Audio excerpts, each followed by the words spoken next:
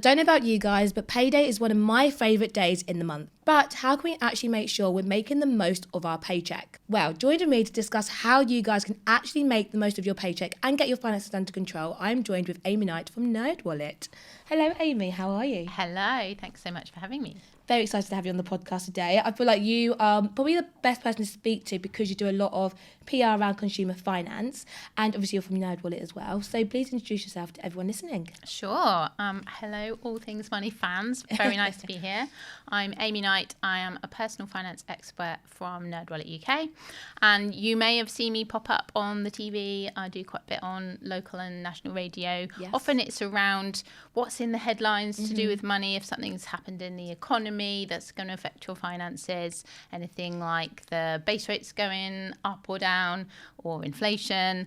So for those that aren't familiar with Nerdwallet, we are a financial comparison company, and I'm part of a team of nerds that do the hard work for you. So we're looking out for you on all aspects of your personal finances, but also for anybody that's listening who's got an entrepreneurial streak, which I think is quite a lot of people. Yep. We're really there for those guys as well. So we've got a lot of information, like explainer articles, tools, calculators, and we also have a team that reviews products and helps you pick what you're going to need if you are looking to start a side hustle. You need a business bank account, for example. Yes.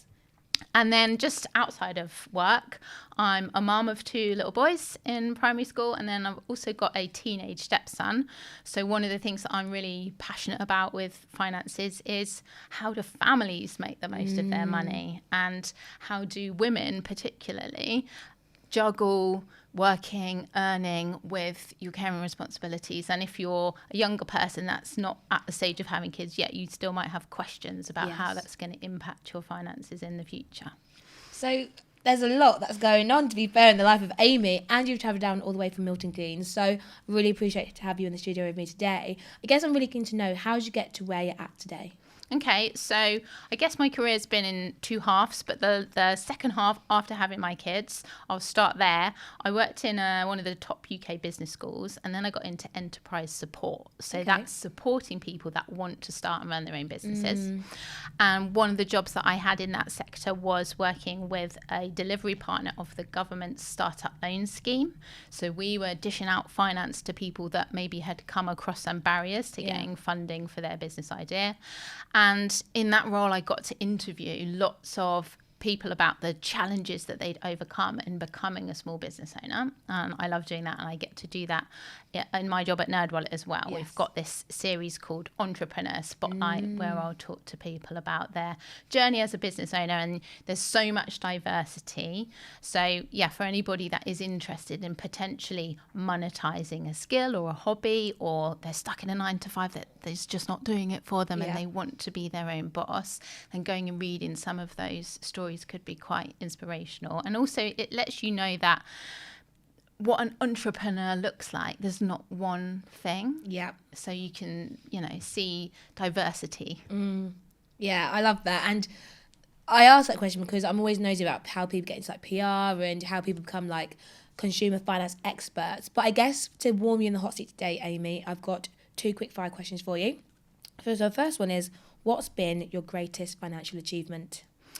Okay, this is not that quick an answer, but I actually got married really quite young, and I ended up divorced quite young as well. Oh, wow. So I moved in with my ex when I was about 22, and he had always earned loads more than me. And so I never really learned what it was to be financially independent as a young woman. And that's something that I've had to learn a little bit later when I had 2 very small kids to sort of stand on my own 2 feet. And this is part of where my sort of drive comes from, to share financial education, but also this passion for entrepreneurship as well, because there was a phase in my life when I was working Monday to Friday, and then I was running 2 side hustle businesses when my children were asleep. Wow. And then I was working shifts in my friend's cafe on a Sunday as well, because I was so determined that I was going to do this on my own. So that's probably my greatest financial achievement, is now I'm further down the line, I'm in a new relationship. We're going to get married later this year, and it's so different because I'm now financially independent and empowered. Wow, how inspiring. I think that just shows how important it is to have that financial literacy, to be able to empower yourself regardless of your situation, regardless of where you come from. And I think that's why I have, like you, have such a big passion for financial education, because we shouldn't really get to our 20s to realise, hang on a minute, I don't actually know how to manage my finances, or hang on a minute, I find myself in this situation, how do I get out of it? Would you agree? Yeah, totally. And I know that my kids already, like, I'm outnumbered by boys, but they already know so much more than I did, and they're interested and they're switched on, and it's because of content like the kind of videos that you make that young people are really tuned into finances from a young age. Yeah, I love that. And I guess that leads me nicely into my second question is, what's one piece of financial advice you'd tell your younger self? I would tell myself to push through the boredom barrier, okay? Because when you're young, or if you're in your 20s and you've just got your first proper salary, your first paycheck, which we're going to come on and talk about in a minute, you want the sexy side of money. You want to be able to go and buy stuff, and maybe you want to start investing because everybody's talking about investing at the moment. You do not want to talk about like pension contributions, and is your savings beating inflation, and your insurance premiums are going to go up next year, so you need to put money aside for that. Like, all of that is so important, but it's so dull when you first look at it. And my dad used to try and give me really genuinely solid advice, and I'd just be like, whatevs. I just struggled so much to engage with it. So my advice to my younger self and to anybody else is, like, find a mate to pair up with and be each other's accountability buddy. Yeah. Because when you can switch yourself on to doing that, it unlocks so much, but you've got to do the boring stuff first. And this is it. But the boring stuff is boring until you actually think yourself 50 years down the line being like, oh my gosh, I'm so glad I took out my life insurance policy. I'm so glad I did contribute to my pension. Like, all of it now, yes, might be unsexy, but when you're like in retirement age and you're like just chilling on a beach with a sangria, be the smug, organised one. That's your how future it's meant to be, self. Well, thank you. No, exactly. And obviously today on the podcast we're chatting about how to make the most of your payslip and how to get your finances under control. So I guess one of my first questions is, what actually is a payslip? So payslip can be a physical slip of paper, but more often these days it is a digital payslip, and it is an official document. It's a record that is sent from the employer to the employee, showing how much they have paid you.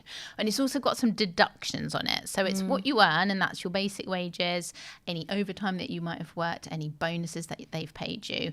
And then the things that come off it, you'll have income tax, national insurance, hopefully pension contributions, because everybody who's age 22 or older should be automatically enrolled in the pension. And then if you're paying back a student loan, you might see deductions towards paying back the student loan company as well. So that's essentially what a payslip is.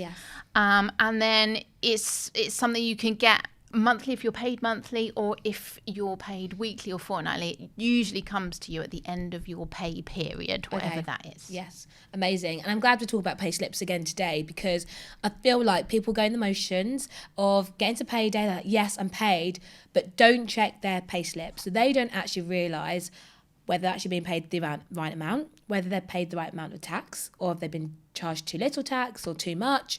They don't know if they're actually contributing to their student loans when they're meant to. So Amy, why is it important that people actually check their pay slips? All of the reasons that you've just mentioned. So you don't want to be in a situation where you're underpaying tax, because that will come and bite you in the butt at some point. That the government, their systems are not always the most quick and efficient, but they will eventually catch up and they will come for that money. And so that can come as a nasty shock down the line if you find that you've been underpaying it.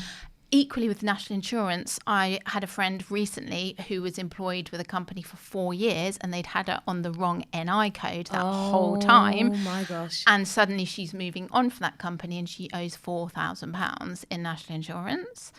So you've got to get on it early to make sure that there's no mistakes happened in payroll. But I think another reason is from a budgeting perspective as well, because the basis of a budget is, okay, how much have I got coming in? And if you're just putting in your budget like a rough estimate and you've been a little bit generous with yourself and it doesn't actually align with your actual income, you could end up overspending. You could basically be budgeting and allocating money out that you haven't got coming in. Exactly what you said there, Amy. I think, like you said, from a budgeting perspective, it's really important. But also, like you said, HMRC, they might be a little bit dated, right? Hold my hands up. But I think, like you said, they always do come back and check, whether that's 1 year down the line, 2 years down the line. So checking your payslip is so important. But I guess when it comes to our payslip, it's great us talking about, NI, but what actually is income tax and what is national insurance? Income tax is what all working people who are earning above a certain amount pay to contribute to the government, basically. That money is used to fund public services. So this is basically all of us doing our little bit to put money in the pot that then goes to schools and hospitals and all of the projects that you hear Rachel Reeves talking about. Like some of the tax receipts are coming out of your payslip. And then national insurance is helping towards benefits that you're going to need later on in life, things like the state pension. Yeah, I'm glad you mentioned that because, again, I guess taxes isn't something we love to pay, but sadly, they kind of contribute to our existence in the UK, right? Especially with national insurance. National insurance contributions are helping to fund our future state pension. Fingers crossed, we will all have a state pension in the future. That we're not guaranteed. But how many years of national insurance contributions do we need to have for our state pension eligibility? Yeah, so typically you need 35 years of paying full national insurance contributions to qualify for the full state pension. So if you don't quite make that 35 years, you might end up getting a state pension entitlement that's a little bit less than you would have done if you had contributed the full amount. And there's lots of reasons why people might not get a full entitlement, particularly women who've taken time out of work for children or other caring responsibilities. But you can make those years count if you're in receipt of certain benefits. So that's always worth checking. If you log on, you use your government gateway ID and you log in, you check your state pension forecast, you may be able to voluntarily pay some contributions to make those years count towards your entitlement. Okay, that's good to know. And also, guys, really important to note yourself, because I think, again, people always look at national insurance contribution. They're like, oh, I don't really want to pay it. I think, don't quote me, I think you can opt out of it, but don't. Because, again, that's something that can help fund your future state pension and other benefits. Again, if you maybe lose your job and you want universal credit, the list goes on. But I guess, like I said earlier, you can find yourself accidentally maybe paying too much tax or too little tax. So how can we actually make sure our tax code is right? So if we just talk briefly about what a tax code is, because people will see this and they'll think, what the heck? It looks so complex. It's like some crazy code. When you break it down into the numbers and the letters, it's not as complicated as it looks. And essentially, it's an instruction that tells your company how much tax you need to pay. Yeah. So a lot of people, the first bit of their tax code will be 1257. And people will be like, oh, how do you know that's my tax code? It's because it applies to loads of us because it's your personal tax allowance. So the standard is you can earn £12,570 of income before you start paying any tax. So if you've got that at the start of your tax code, that's just saying, yes, that standard allowance applies to you. Yeah. And then you'll have a letter, and a really common one is L, and that means standard allowance. I don't know why it's an L. It kind of makes me want to do this. Yeah. There's some other letters that you might see. So if you've got a K on the end of your tax code, that means that you might have to pay a little bit more for previous years where you were underpaying. Okay. You might see you've got BR at the end of your tax code, and that just stands for basic rate. That means the 20% basic rate of tax is being applied. And on the government website, you can, again, log in and find out what your tax code means. Yeah. And there's quite a list of different letters so you can sort of decode and figure out what applies to you. So why does it matter whether you've got the right one or not? Well, it all comes down to how much money you're paying out and what you should be able to keep. Yeah. We touched on earlier briefly that you can be in a situation where you're underpaying tax, and then they come for you later on. Yep. And then you've got to decide, do you want to dig that out of your savings to pay a lump to clear that debt to the government, basically? Or the other option is that they can increase the deductions going forwards to make up for the shortfall. Occasionally something very nice happens called a rebate. If you've overpaid tax, the government has to pay that back to you. But unfortunately that is much less common. Yeah, it is. And like you said, no one really wants to be in debt to the government. Like, we already pay so much on payday that we don't want to have to start either paying a lump sum back or small increments back to the government just because we haven't checked our payslip. Guys, I know it's all digital now, so we can easily get into the habit of not checking our payslips, but it's all digital, so make sure you are checking it on a month by month basis. Again, it's boring work, but again, future you would thank yourself for it when you're not actually having to, I guess, pay back all that debt. If you found yourself in that situation. Would you agree? Yeah, I think it's especially important. We've mentioned people with side hustles. If you've got multiple income streams, if you're working more than one job, that increases the chance that something could get a little bit messed up in that HMRC system. So even more important to speak to payroll if you are not quite sure whether you're on the right tax code. And if you change jobs quite frequently, there can be a lag, and it takes their systems a little while to get up to date. So you can inform HMRC of the change so that you're not waiting for that system to kick in. The other thing I would say, a lot of people do look at their payslip and the first thought they have is, oh my God, I'm paying so much tax. This is so depressing. But just to flip that round into a positive, I think that your payslip is a nice little pat on the back. It's something that you can just take a micro moment to appreciate, I did this work and I got paid for it. And particularly if your payslip shows not only what you've earned and contributed to your pension in that pay period, but if it says cumulatively, this tax year you've earned this thousands of pounds and you've paid this amount into your pension, like, take a second to recognize that, because that's positive reinforcement for yourself that can help with like good money habits. I guess that's a good way to look at it, to be fair. Have I ever looked at my payslips in that mind frame? No. I should start doing that going forwards when I actually have to do my self-assessment and be like, actually, Ola, you're paying a lot of tax here, but it's because you've actually worked blooming hard to earn that amount of money. Totally. So that's a good mindset frame. Somebody said to me that, like, if you're getting taxed a lot, that's a good sign. It means you're earning a lot. Literally. So I guess obviously as well, the benefits of actually checking our payslip is for budgeting reasons, right? So it allows us to actually see how much we're earning and how much we can live off for the month. So how can people make the most of their payslips on payday? So start with, is everything correct? Is there anything that you need to speak to your employer about? It could be that you go and have a quick chat with somebody in HR and say this isn't quite right. You need to be proactive about it so that it gives them chance to put it right. And then, from the budgeting point of view, you're building your budget from the ground up. So you start with, what have I got coming in? And then you look at, these are my needs, these are my essential outgoings. Once that's gone, and ideally you want to be setting those automatic direct debits to go out as soon after payday as possible, so that it's not getting towards the end of the month when a big bill goes through. And then the next layer of your budget is your nice to haves, your wants. And that's where you've got choice and you've got control over where your money goes.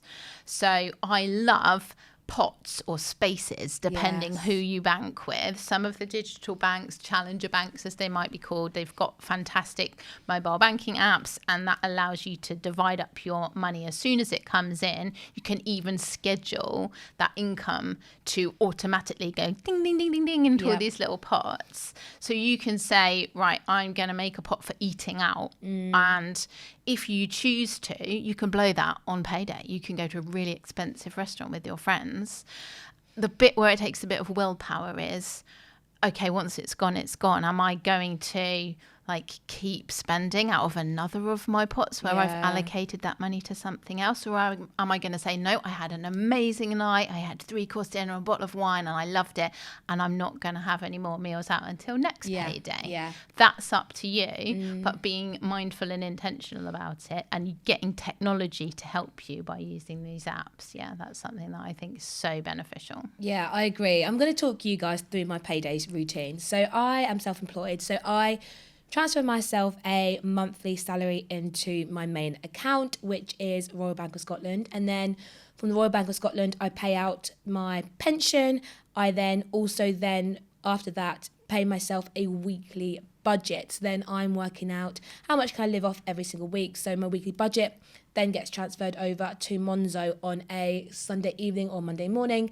And like you said, Amy, I am disciplined enough most of the time. Summer is upon us, so it's a little bit harder, but during that week I then try my best to stick to that weekly budget. And because I'm stuck with that weekly budget, I think I'm a bit more mindful of when I spend my money. So Mondays to Wednesdays, you don't normally see me out as much because I want to make sure I can actually enjoy my socialising on the weekends. So I think that's a great way people can maybe budget their finances effectively on payday. But what is your payday routine like? It's quite similar. I think because I've got kids, the extra layer to that, to give you an example, because you mentioned Monzo, you can, if you pay a little bit extra to have their premium account, you can actually turn your pots into payment cards. Oh, so wow. in your Apple Wallet, you can have, bing, that one is paying for me, or this is that coming out of the pot for the kids stuff.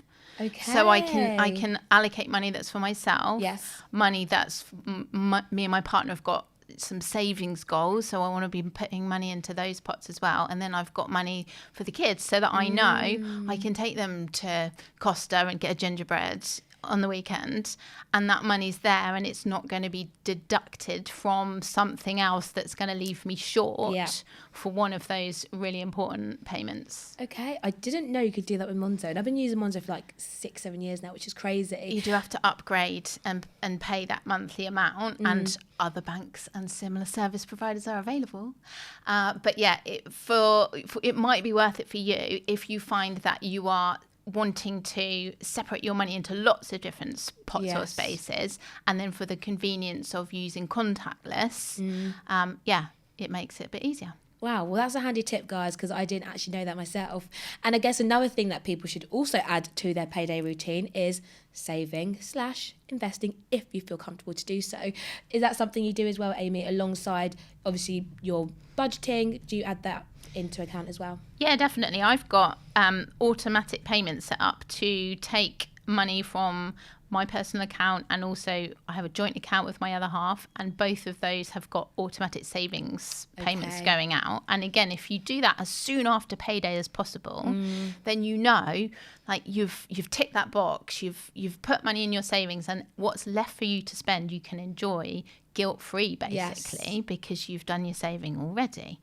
The other thing that I would recommend, a little hack to increase the amount that you can earn before you start getting taxed on it. If you are already saving and maybe you're already investing as well, and you're finding you've got some money left at the end of the month, then increasing your pension contributions, you get tax relief. So you're not just benefiting your future self, you're actually paying a bit less tax now. Yes. But the watch out with that is, obviously with pension contributions, you can't get that money out until you retire. So it's not like a savings pot where you can say, oh crap, I really need that, I'm going to withdraw it. Yeah. Once it's in your pension, it's got to stay there. So you want to make sure that you're in a really secure financial position. You've got your emergency fund, you've got your savings goals ticking along nicely. And then if you've got surplus income, then additional voluntary pension contributions, do it now while you can afford to, because maybe in the future you'll need that. No, I agree. I'm so glad you brought up pension contributions again, because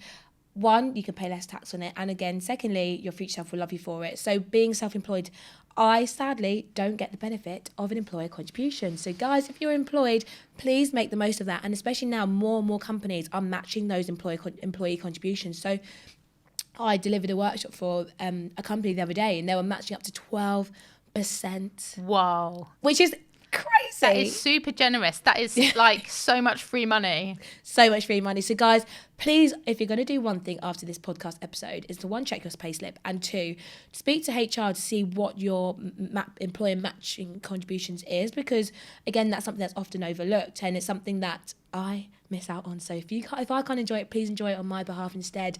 And yeah, I think it's really important that we're looking at that. Also switching up where our pension fund is currently being invested, if that's something you haven't already done as well. But Amy, I'm sure there's loads of people currently listening to the podcast at the moment that's thinking, Right, these tips are great, but I'm still struggling to manage my finances. So do you have any final top tips for those that maybe struggle to manage their finances effectively? I think that is absolutely true. There will be people that think surplus income, what's that? Like I'm barely managing to make my pay stretch to the end of the month. Yeah. It's hard enough, to put food on the table today, let alone think about what I'm going to need in retirement. So I really do empathize with that.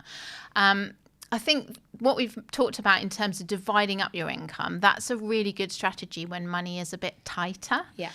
Because it forces you to prioritize.